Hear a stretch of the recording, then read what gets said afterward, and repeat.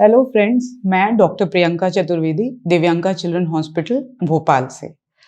आज हम लोग बच्चों के बिहेवियरल डिसऑर्डर्स के बारे में बात करेंगे। उसमें से मैं एक टॉपिक लूँगी जो कॉमन है, काफ़ी कॉमन है, कि कुछ बच्चे हैं जो मिट्टी खाते हैं या फिर कुछ ऐसी चीज़ें खाते हैं जो नहीं खानी चाहिए, जैसे चॉक है या और भी ऐसी चीज़ें जो वो खाते हैं।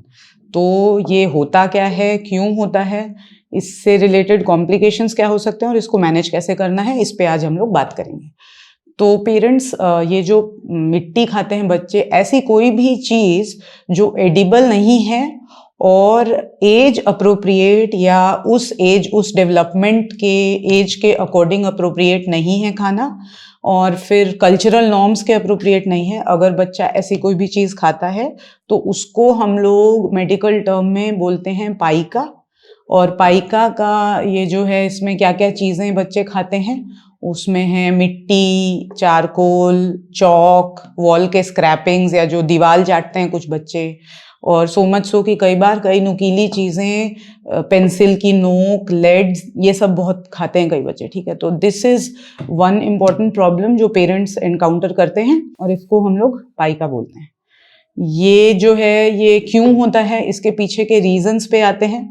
तो सबसे इम्पॉर्टेंट रीज़न जो हमने देखा है एसोसिएटेड चीज़ जो है पाइका के साथ, वो है कि न्यूट्रिशन की कमी, या बोलो कि कुछ भी मैल न्यूट्रिशन या कोई विटामिन की डेफिशिएंसी के साथ बहुत एसोसिएटेड हमने देखा है, जो रिस्क फैक्टर है। स्पेशली हमने देखा है कि आयरन डेफिशिएंसी है जिन बच्चों में, उनमें पाइका या जो मिट्टी खाने की आदत बोलो, ये काफ़ी कॉमन है और ये हम लोग बहुत देखते हैं। तो एक तो ये है रिस्क फैक्टर।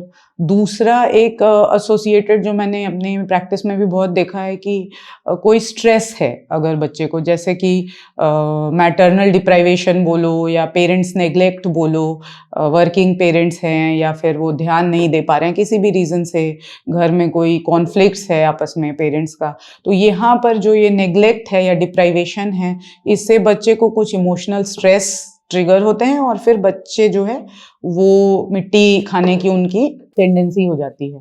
कई बार हमने ये भी देखा है कि ये जो पाइका है, ये जिन बच्चों में डेवलपमेंटल डिले होता है, मतलब उनके अगर कुछ माइलस्टोन्स अचीव नहीं हुए रहते हैं, या उनको कोई मेंटल डिसऑर्डर्स या कोई डेवलपमेंटल प्रॉब्लम, जैसे सेरेब्रल पैल्सी के बच्चे हैं या कुछ ऑटिस्टिक बच्चे हैं या ऐसे जो मेंटल वाले डिसऑर्डर्स के हैं बच्चे, उनमें ये जो पाइका है ये बहुत कॉमनली एसोसिएटेड हमको मिलता है।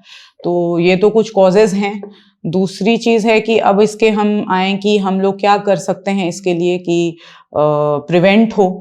तो प्रिवेंशन के लिए हमें ये ध्यान देना है कि भाई बच्चे को अगर कोई डेफिशिएंसी है, जैसे कि मैंने बोला कि अगर बच्चे को भाई न्यूट्रिशनल या कोई विटामिन की डेफिशिएंसी है, तो हम लोग आयरन सप्लीमेंट्स जो है वो लो डोज में देते हैं। मिट्टी खाते हैं जो बच्चे, तो उनमें कई बार हमने देखा है कि वॉर्म्स और ये सब जो है होते हैं, तो उसके लिए हम लोग बोलते हैं कि भाई डीवॉर्मिंग बहुत इम्पॉर्टेंट है करना।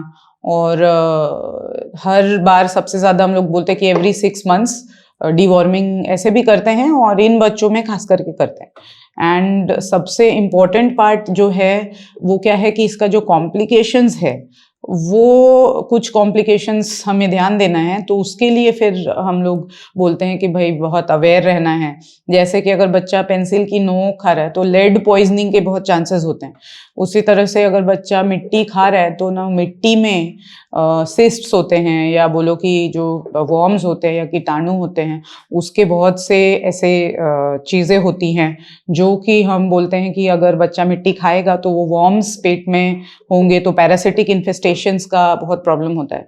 नुकीले चीज़ें खा ले बच्चा तो उसके कॉम्प्लिकेशंस है बाद में चल के। कई बार हमने देखा है कि as severe as intestinal obstruction, इस तरह के भी मैनिफेस्टेशंस हमें मिलते हैं।